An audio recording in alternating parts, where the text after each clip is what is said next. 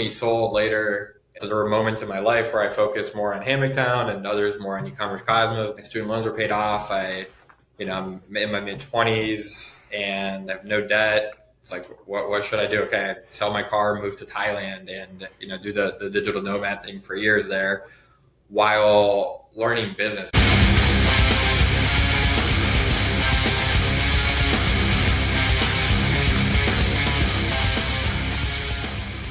It's the One Podcast. Are you subbed, my G? So we got another episode of the One Podcast here with Luiz Sant. He's an entrepreneur and salesman who's been kind of in the business a long time. We've had a lot of salespeople with backgrounds who eventually went into entrepreneurship, etc. Luiz on the podcast recently, and you were kind of one of the first guys I wanted to talk to when I brought up that topic.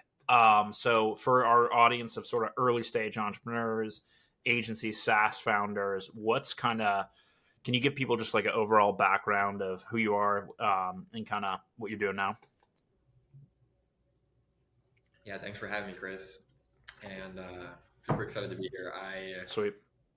Been in sales for forever. I mean, ever since moving from Brazil to America when I was a little kid, Nice. Was selling from candies in school to car washes. But when I graduated with a finance degree, I got back. I got back into sales as just a result of graduating in a crappy time in the market, right? And what was a skill that I had? I could, get on the phone, make cold calls, and convince people to buy advertising. So I've done that, for numerous companies. I've built sales teams, built SDR teams, AE teams. Now I'm building my own company. I am that entire business development team, and I am doing a lot of founder-based sales, which I think is super important as you're launching a new business. So quick question on the background. Were you always kind of like a natural sales guy? You mentioned coming over from Brazil to here. Were you that type of guy where you just knew you could like sell anybody anything, sell anybody the pen? Or like, how did you know that sales was kind of the career, I guess, to go for? Yeah, it was not a career that I was going for, right? It just nice. Kind of fell in my lap many different times. And so the first time I had graduated with 2 job offers, they weren't great. Sure. I had the opportunity to go and work with one of my friends that was selling and creating mobile QR codes, right? So for me, that was the first time that we created a go-to-market motion. What are the 25 companies we want to target? We created like customized QR campaigns for them. But we only had one sale. I had to, move back in with my mom and eventually get another job after. But it showed me, it's like, this is the life of any business. It's sales. You can't survive without sales. So it's a skill that you need to learn.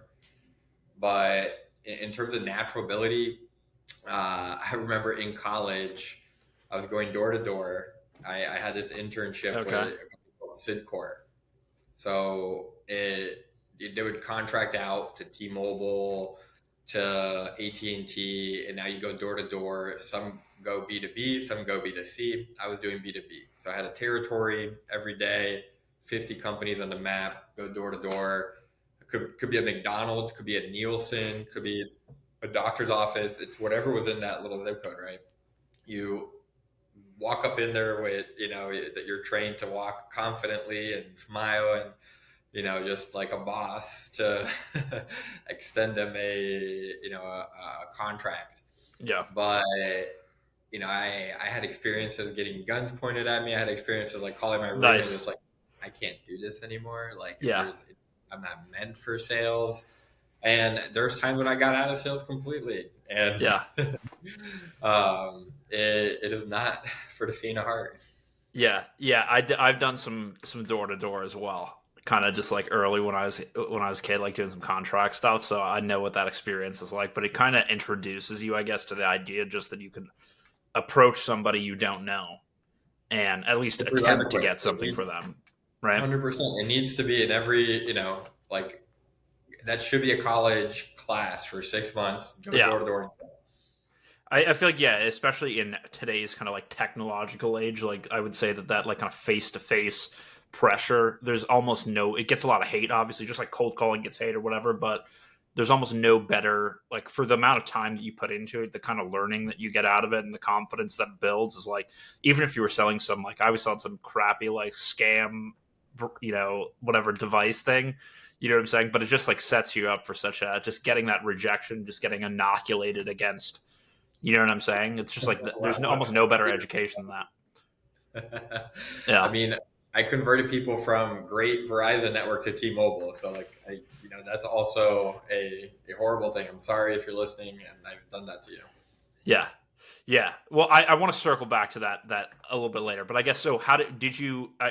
So now, obviously, now you're kind of very well entrenched in this marketing technology, sales technology space, and like you've had a lot of career experiences and just like business options there. But like, how did you?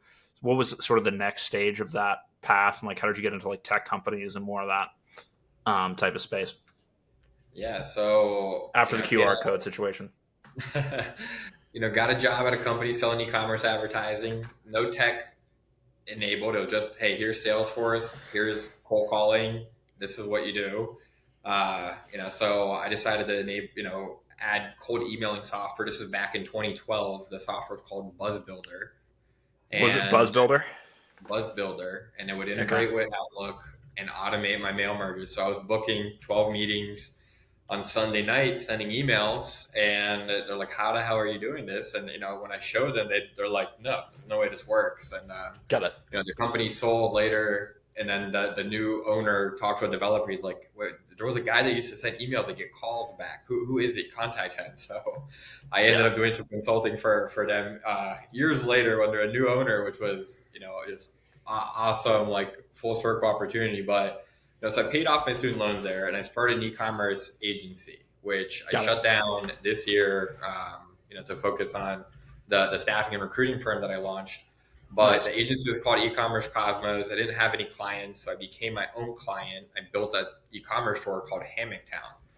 So there were moments in my life where I focused more on Hammocktown and others more on E-commerce Cosmos, depending on how busy each was, how passionate I was. At this point, though, my student loans were paid off. I'm in my mid 20s and I have no debt. It's like, what should I do? Okay, I sell my car, move to Thailand, and do the digital nomad thing for years there, while learning business. And I think like it, now looking at, I'd say this is my fourth, fifth company. Nice. First one that I see with a projection that can go beyond seven figures, where the others were really stuck in the six-figure land with me managing everything and not being able to go and hire, for the right people there. And I think it's just been with experience, right? So how did I get into tech? I would sell my soul to the highest bidder. I would, I would do contracting Not the only options. one. Yeah. So I would do contracts to pay the bills. I'd take on a client for e-commerce Cosmos that would become super exciting. And, I connected with a company in Austin called Experiment Engine.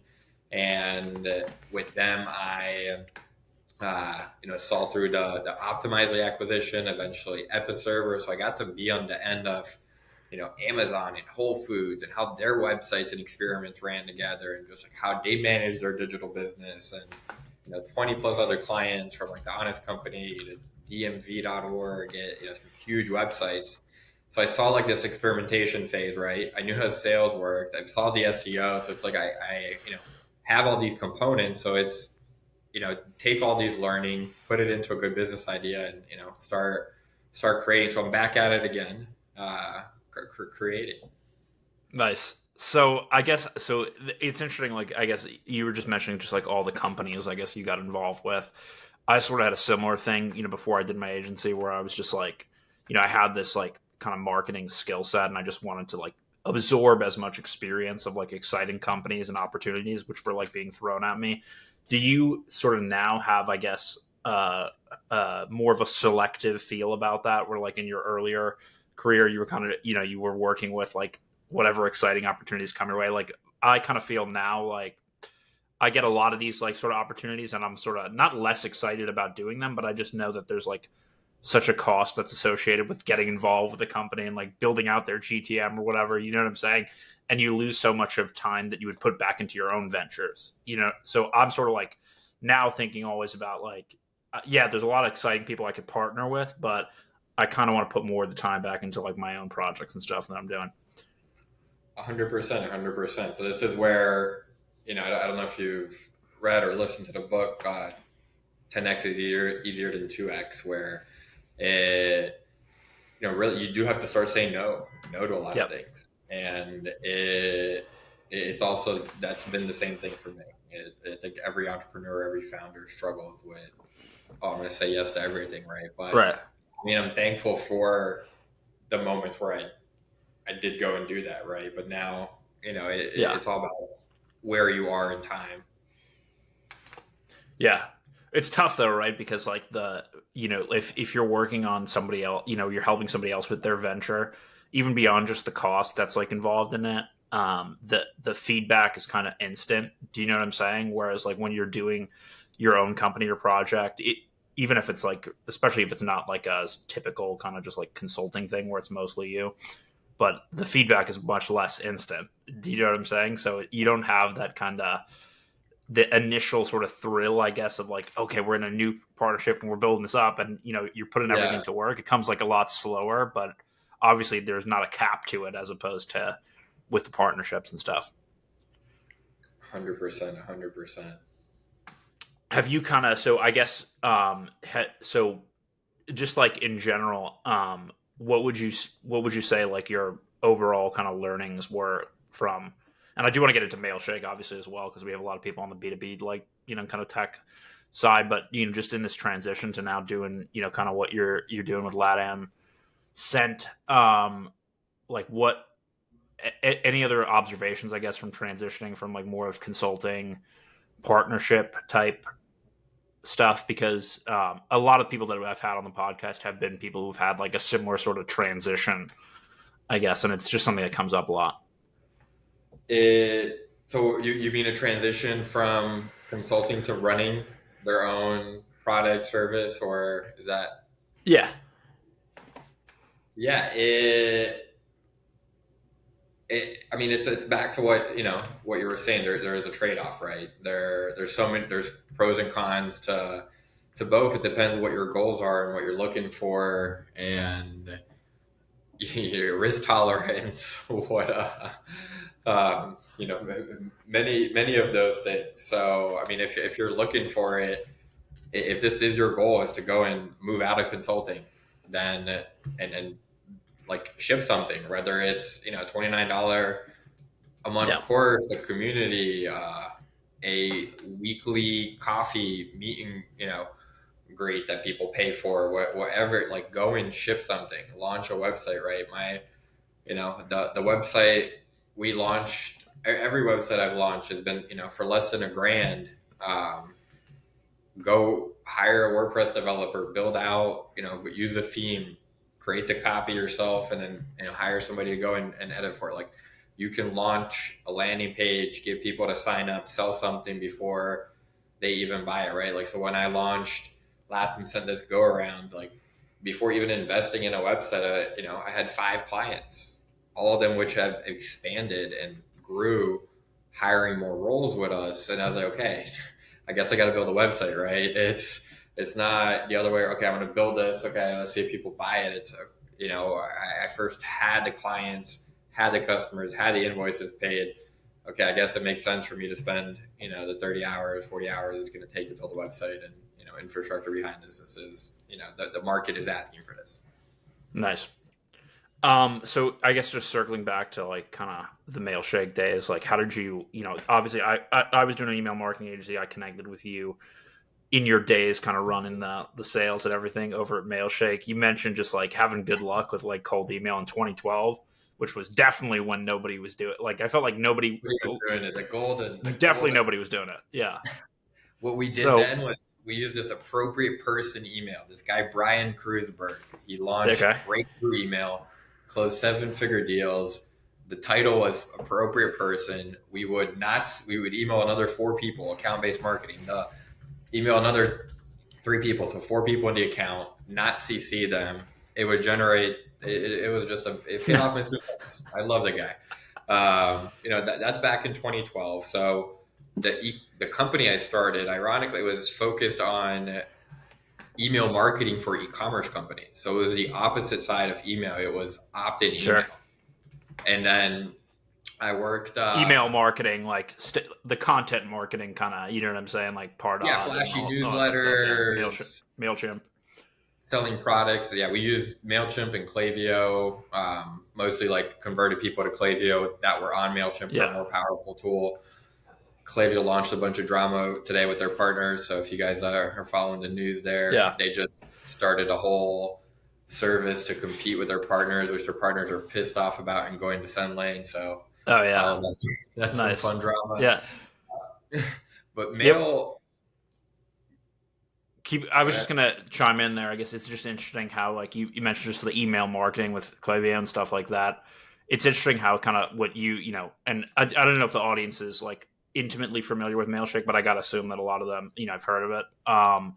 But it's interesting how, like, kind of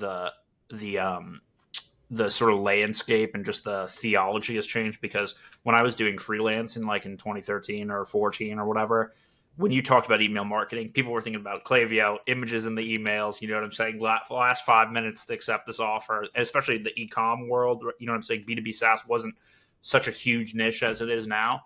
That was kind of like when people were thinking about online digital marketing, they're thinking about e-com, that type of stuff, the email marketing. But since Mailshake has kind of come in and like shaken up that world, like people are now thinking of when they think of email marketing, they're almost thinking of the, email sequences, cold email type stuff a little bit more now.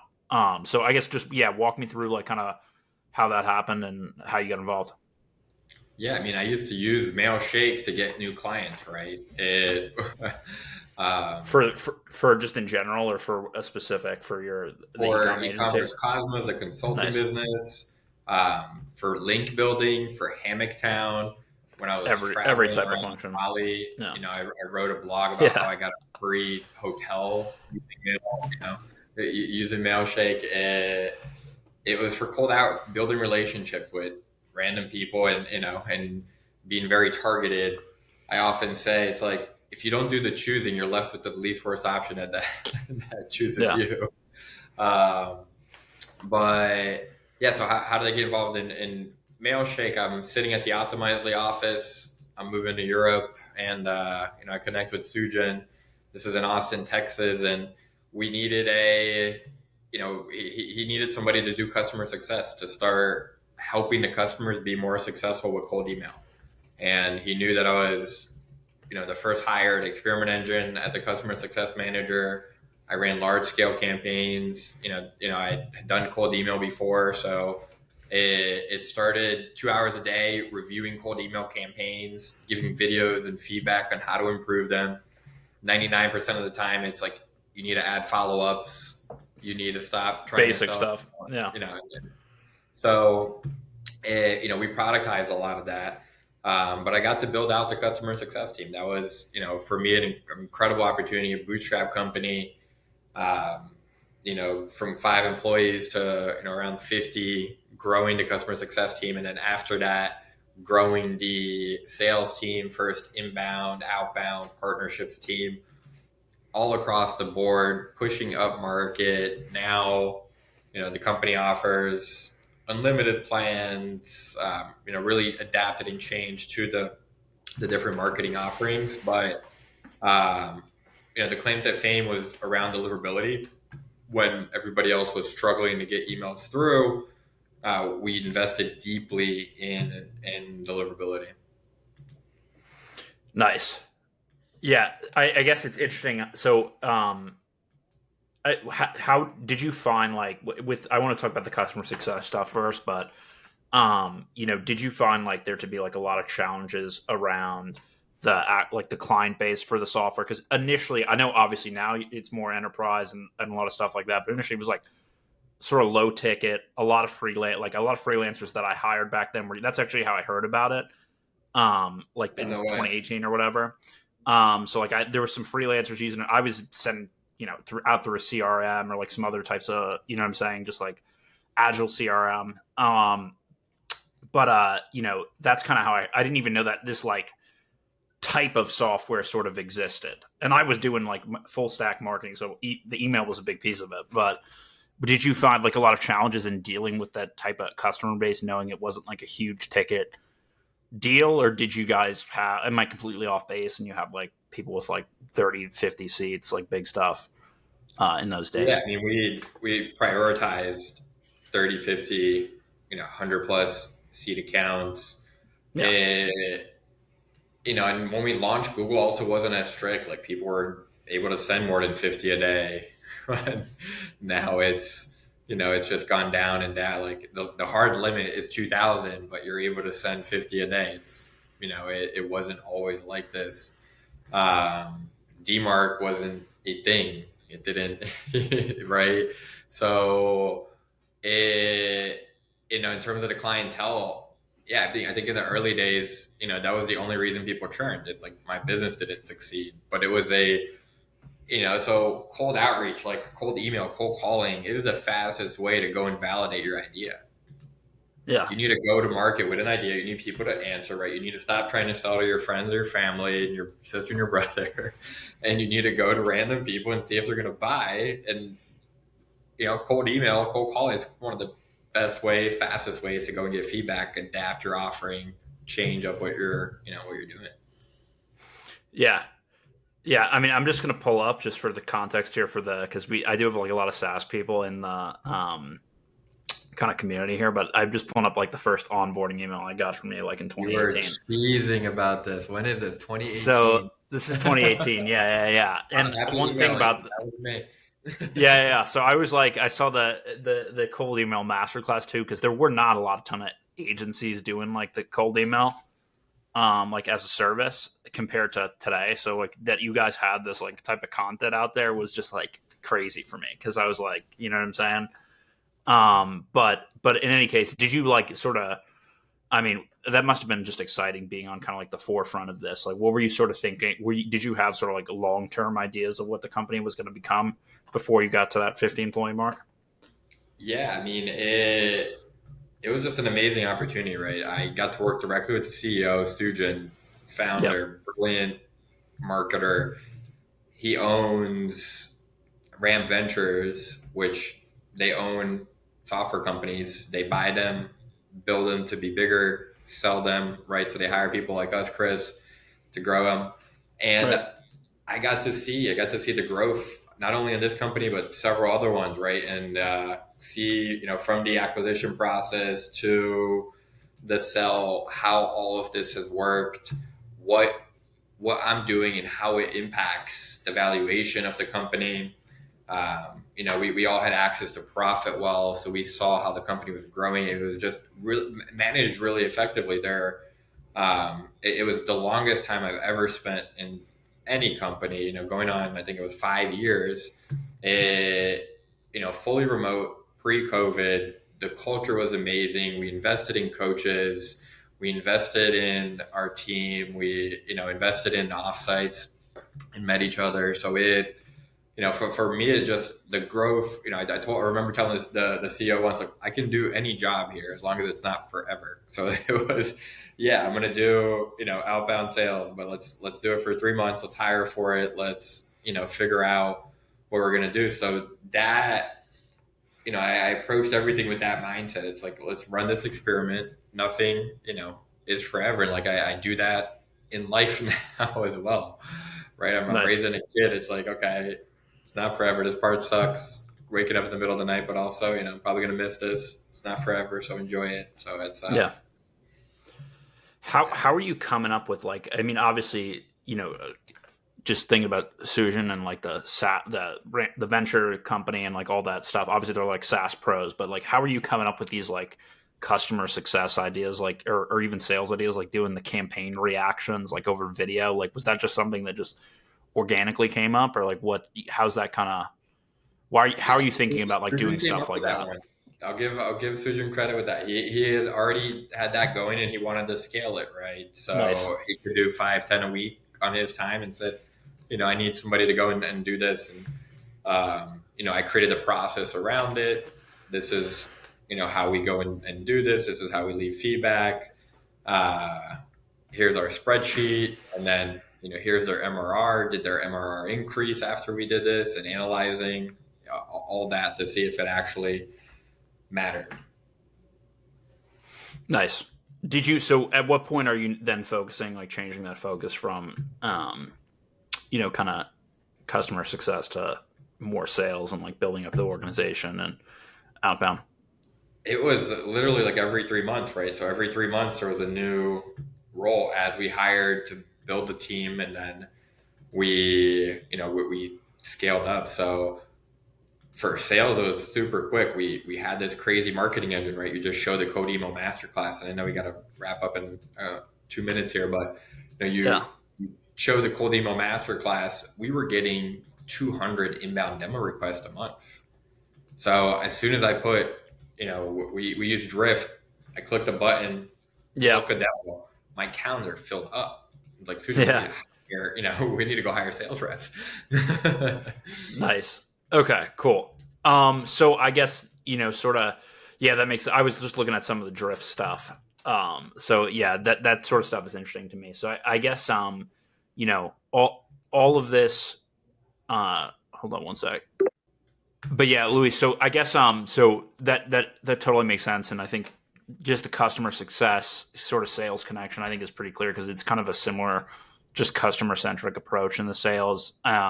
So now kind of years later, I guess, coming out of that Mailshake kind of growth spike and like building up this team, like how are you thinking about applying those similar principles to building your own company?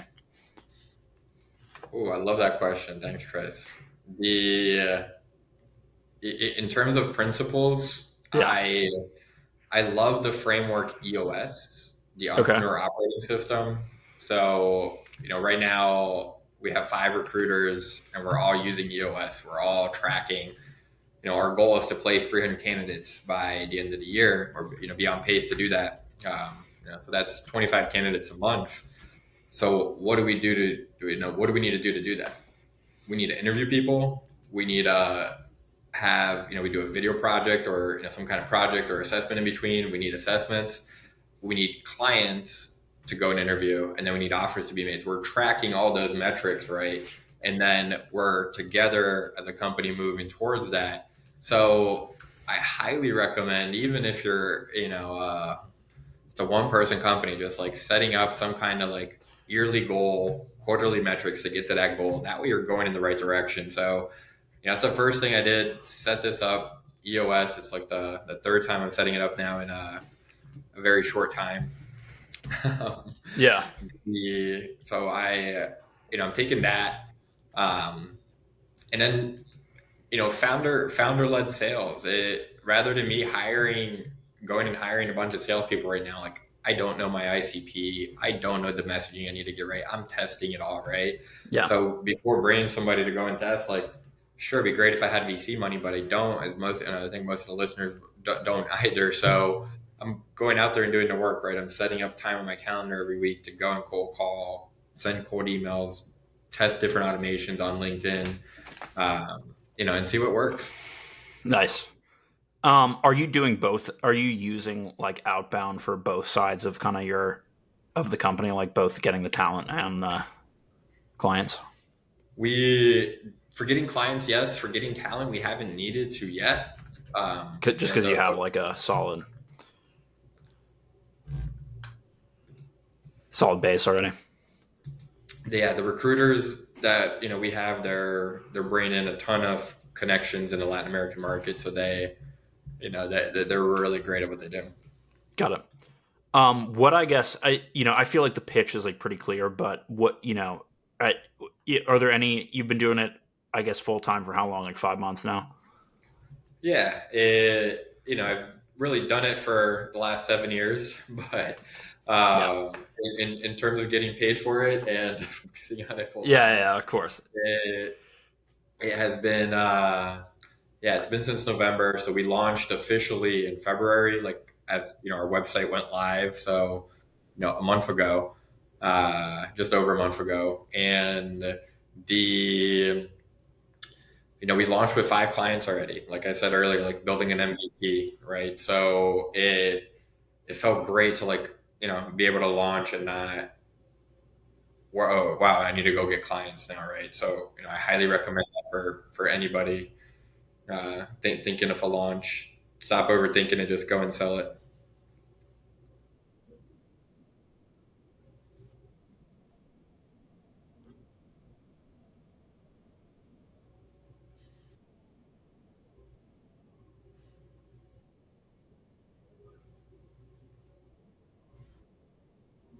Business building. I mean, it's a pain in the ass that I have to go into the bank to set up a new bank account. So like I still haven't done that. It still goes into my old business. The so I got to go to Chase or a new bank and go, and I have a DBA filed under it, so I don't have to set up a new LLC and file under that. So again, try not to overcomplicate things, but getting the financing right, like just the finances separate, so you can really like go and track your cost of customer acquisition. Some roles are taking a lot longer than others, and I don't have a great system or way to see that right now, which we'll figure that out as time goes along. The the other components, like working with bigger companies and how um, just how different their their processes are than working with CEO. And, obviously, I foresaw some of that, but it yeah, if we're gonna work with bigger companies, you just need you need this pipeline started a year ago.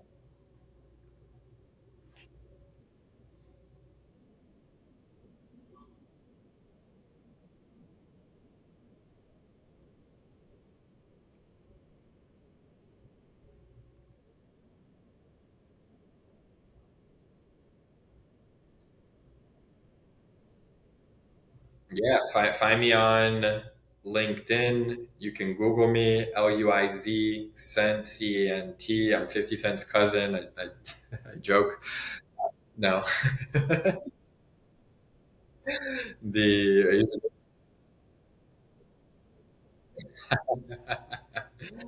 the So find me on LinkedIn. I'm also on X. I'm trying to be more active on there since Elon's running it.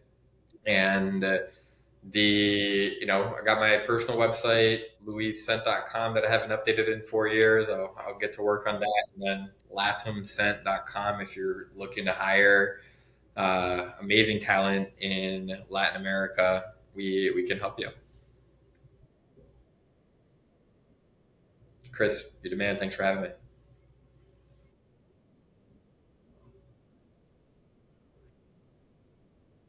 Yeah,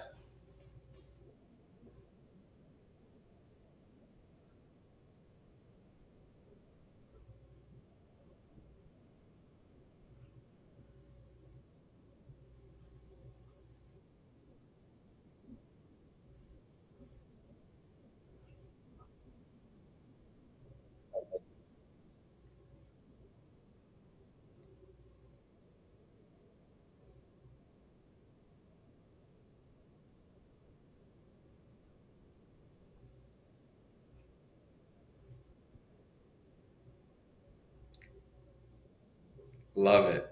Thank you. I appreciate it. You've been frozen for the last couple minutes, but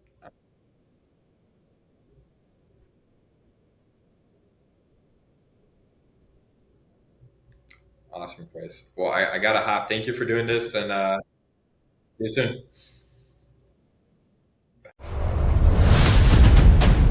Are you ready? Ladies and gentlemen, please welcome. Now I'm basically starting a new company, which is going to be an app market.